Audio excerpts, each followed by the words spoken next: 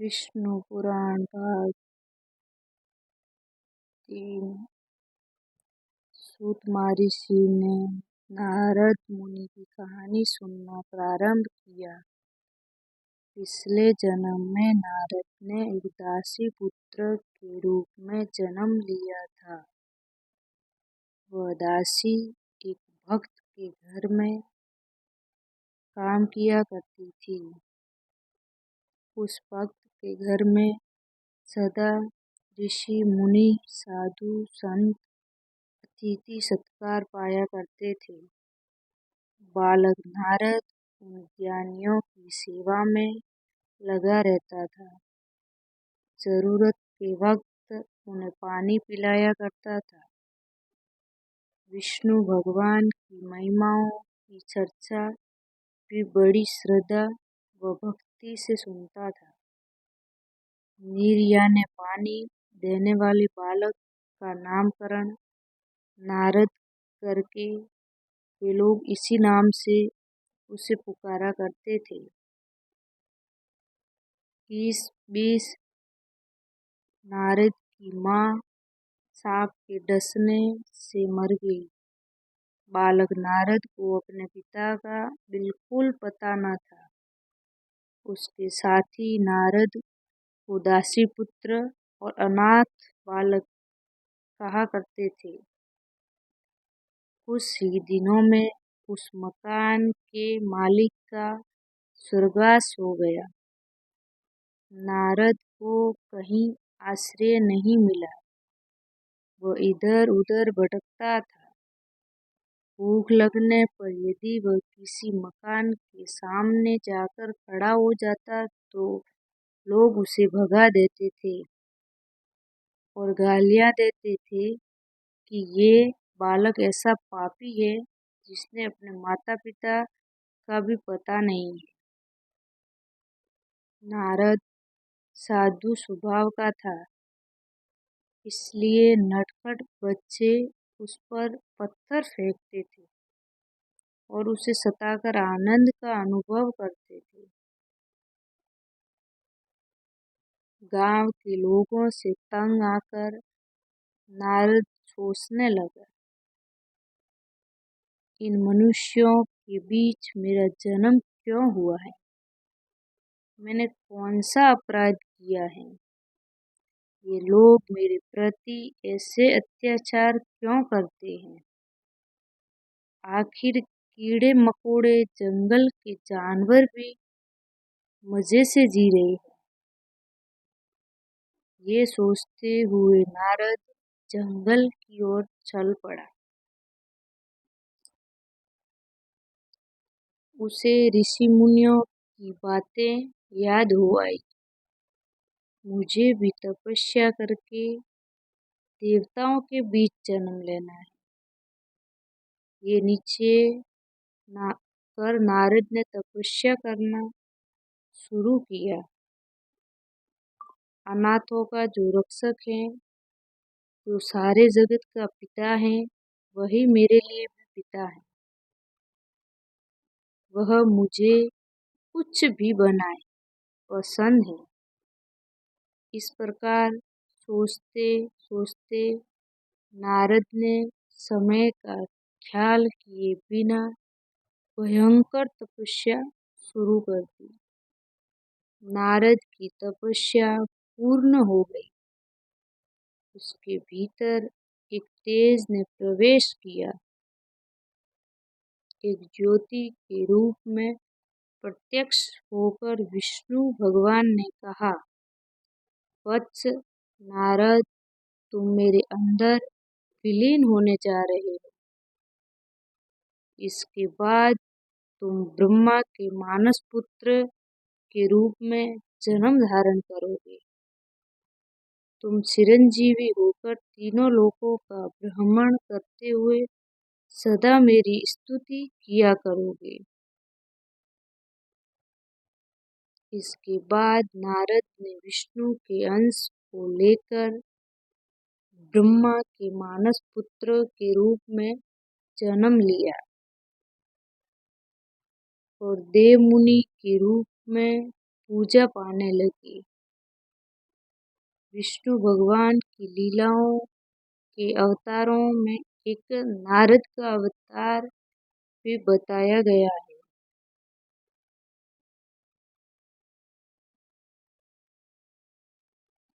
ऐसे नारद मुनि से उपदेश पाकर ध्रुव तेज गति के साथ आगे बढ़ते चले जा रहे थे। उस समय उत्तम कुमार रोते हुए आ पहुंचा और ध्रुव के सामने हाथ फैलाकर उनको रोकते हुए बोला, भैया, आप कृपया जंगल में मत जाइए। आप जंगल चले जाएंगे तो मैं किसके साथ मिलकर हरि का भजन करूंगा। मेरी माताजी ने आपको डांटा और मैंने क्या किया है। मुझ पर आप क्यों नाराज होते हैं। आप रुक जाइए। ये कहते हुए उत्तम फूट फूट कर रोने लगा। ध्रुव ने उत्तम कुमार को गले लगाकर समझाया, मेरे छोटे भैया, मेरी माताजी ने मुझे जन्म दिया। मुझे क्या ये साबित नहीं करना है कि मेरी माताजी भी महान है, इसलिए मैं जा रहा हूँ। उत्तम बोला, तब तो मैं भी आपके साथ चलूंगा। आप तपस्या में लग जाइए। मैं आपके लिए कंदमूल फल लाया करूंगा। ऐसा कहकर करने पर तुम्हारी माँ रोएगी मेरे छोटे भाई। मैं तुम्हारा बड़ा भाई हूँ, इसलिए तुम्हें मेरी बात माननी ही पड़ेगी। जाओ, ध्रुव ने कहा। ध्रुव के मुंह से ये बातें सुनकर उत्तम कुमार वहीं पर लुढ़क पड़ा और रोने लगा। सुरुचि आकर उसे समझाने लगी। इस पर उत्तम गुस्से से आकर बोला, माँ, तुम मुझे छुओ मत। तुम्हारी वजह से ही बड़े भैया जंगल में जा रहे हैं। सुरुचि लज्जा के मारे सर झुकाकर अपने आप को कोसने लगी। मैं पापिन हूँ, मेरे ही कारण ये सब हुआ है। इतने में राजा उत्तानपाद आ पहुंचकर बोले, ध्रुव, तुम रुक जाओ। ये सब मेरी मंद बुद्धि की वजह से ही हुआ है। मेरा राज्य तुम्हारा है, वापस चलो। इस बीच ध्रुव काफी दूर तक चले गए थे।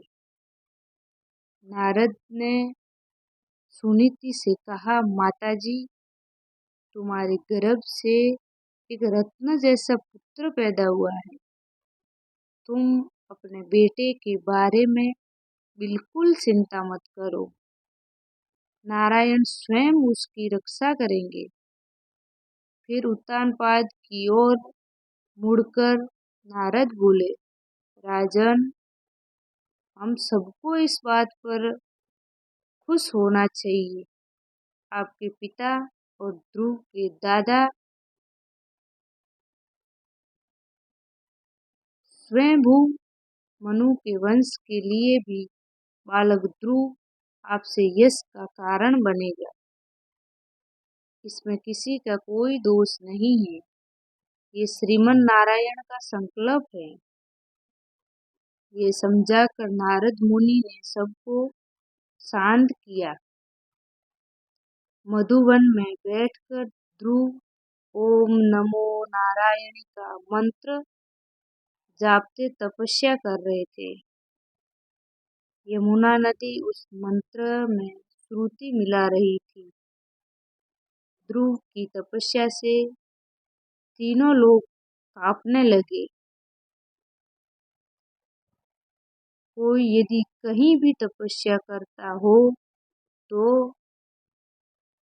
इंद्र ये सोचकर डरते हैं कि कहीं वह तप करके उसके पद की कामना न कर बैठे।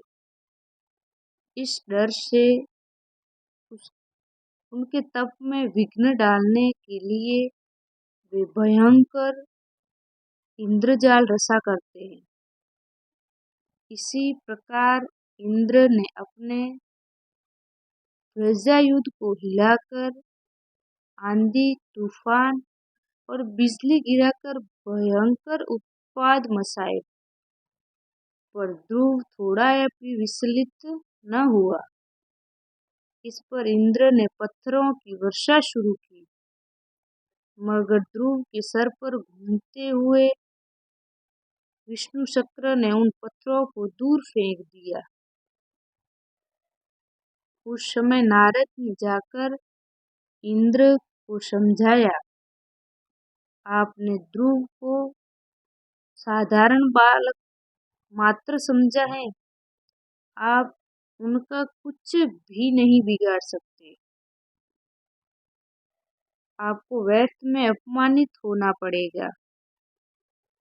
इंद्र पद तो ध्रुव के लिए घास के तिनके के बराबर है।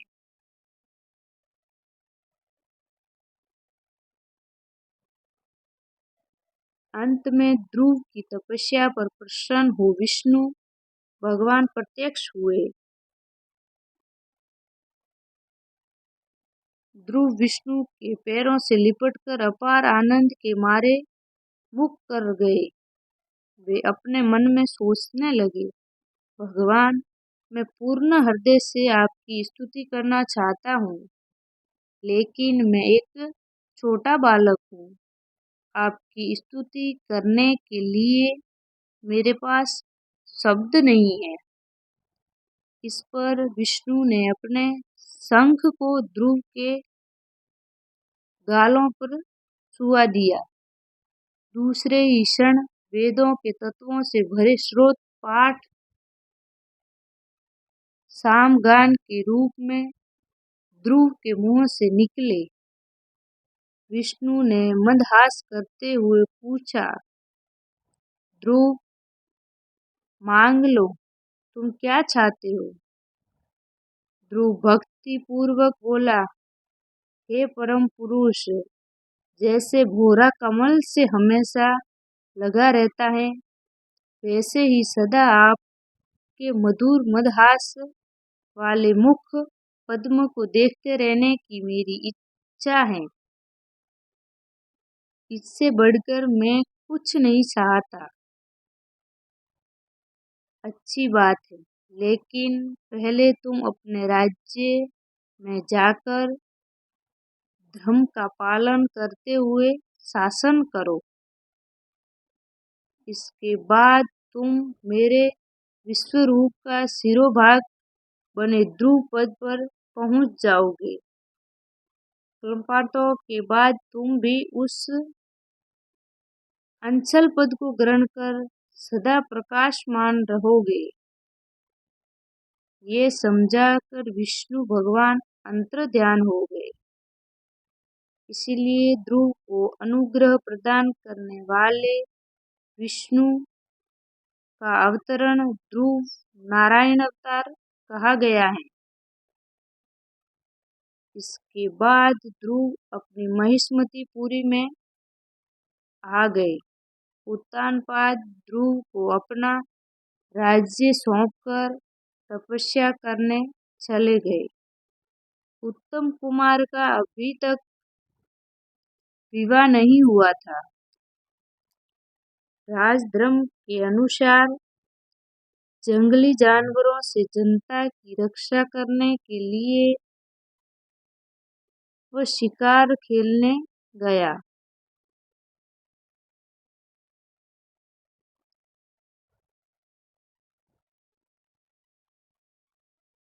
हिमालय के पहाड़ी जंगलों में दुष्ट राक्षसों ने उस पर हमला करके उसको मार डाला। अपने पुत्र की मृत्यु पर सुरुचि दुखी हो वहां पर पहुंची। और जंगल के दावानल में फंसकर भस्म हो गई। ध्रुव ने राक्षसों का नाश करने के लिए यक्ष नगर अलकापुरी को घेर लिया। मायावी राक्षसों ने अपनी क्षुद्र मायाओं का उन पर प्रयोग किया। ध्रुव ने नारायण अस्त्र के द्वारा मायाओं को विफल बनाकर उनको हरा दिया। यक्षराज कुबेर ध्रुव की शरण में आए, उनसे मैत्री करके उनको संपत्ति देकर वापस भेज दिया। ध्रुव के कई पुत्र हुए, जिन्होंने अनेक वर्षों तक आदर्श शासन और स्वानुभूति मनुवंश को यश प्रदान किया। अनेक वर्षों तक शासन करने के बाद ध्रुव ने अपने ज्येष्ठ पुत्र का राज्याभिषेक किया और वे बद्रिकाश्रम चले गए। वहां पर भगवान विष्णु का ध्यान करते हुए स्वर्ण शरीर को प्राप्त किया। भगवान विष्णु के आदेश पर उनके सेवक एक विमान ले आए। वे लोग भी देखने में विष्णु के समान थे और उनके भी 4-4 हाथ थे। ध्रुव ने उन दूतों से बोला, मेरी माताजी के लिए जो पद प्राप्त नहीं है, उसकी मुझे भी जरूरत नहीं है। इस पर विष्णु के दूतों ने उनके आगे एक दिव्य विमान में जाने वाली सुनीति को दिखाया। इसे देख ध्रुव प्रसन्न हो उठे।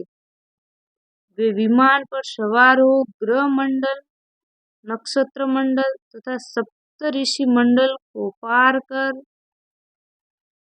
ध्रुव पद पर पहुंचे। ध्रुव मंडल को विष्णु पद भी कहते हैं। विष्णु का निवास वैकुंठ भी वहीं पर है।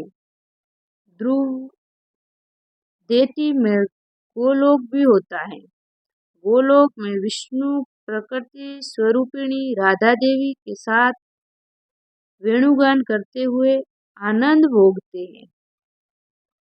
गोलोक के ऊपर गहरा अंधकार छाया रहता है। उस अंधकार के पार विष्णु वैकुंठवासी बने प्रकाशमान होते हैं। ध्रुव सदा विष्णु को देखते उज्जवल क्रांति से शक्तिमान हो उठे। खूंटे से बंधी गाय की भांति सप्तऋषि मंडल उनकी प्रदक्षिणा किया करता है। समस्त ग्रह गणों से पूर्ण शिशुमार चक्र उनके नीचे परिभ्रमण करता है। गोलोक के नीचे ब्रह्मा का निवास, सत्यलोक,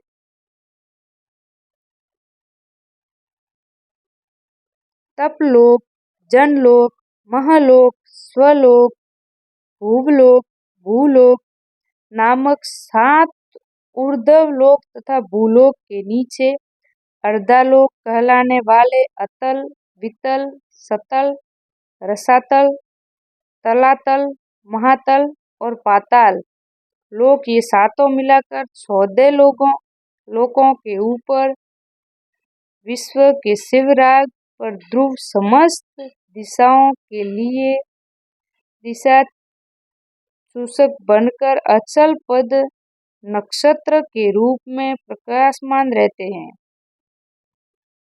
लगन हो तो छोटे बड़े सभी कार्य साधे जा सकते हैं। इसका परिणाम 5 साल की उम्र में ही तप करने जाने वाले ध्रुव है। ये कहानी समाप्त कर सूत महर्षि फिर सुनाने लगे। अगर मत्स्य केवल जलचर है तो कश्यप यानी कछुआ जल और भूमि पर भी चलता है। जल में से प्राणी भूमि पर आ गया, यानी जलचर दशा से भूसर तक का विकास हुआ। इसलिए कछुए के रूप में विष्णु अवतरित हुए, जो दशावतारों में दूसरा अवतार है।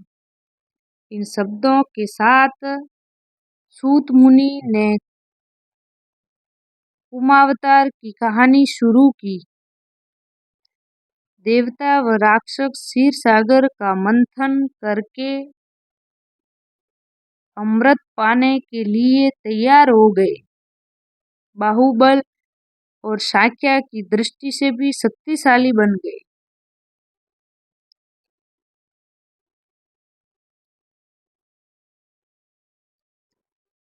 राक्षसों ने सोचा कि अगर अमृत प्राप्त होगा तो सारा अमृत उन्हीं लोगों का हो जाएगा।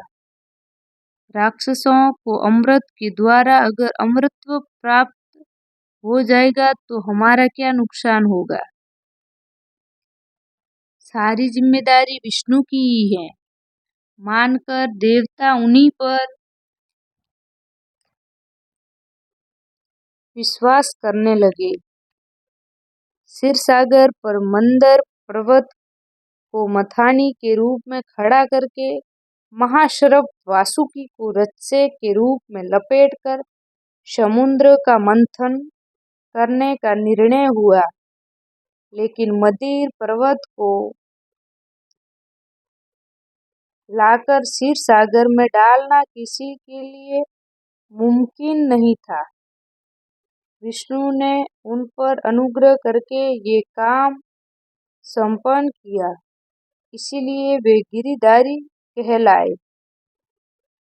राक्षसों ने वासुकी सर्प को सर के छोर से पकड़ने का हठ किया। विष्णु ने देवताओं को समझाया कि वे राक्षसों की बात मान ले।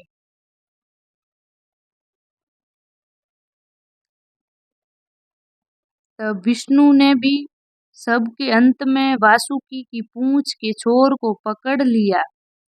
इसके बाद क्षीरसागर को मंथने का काम शुरू हुआ।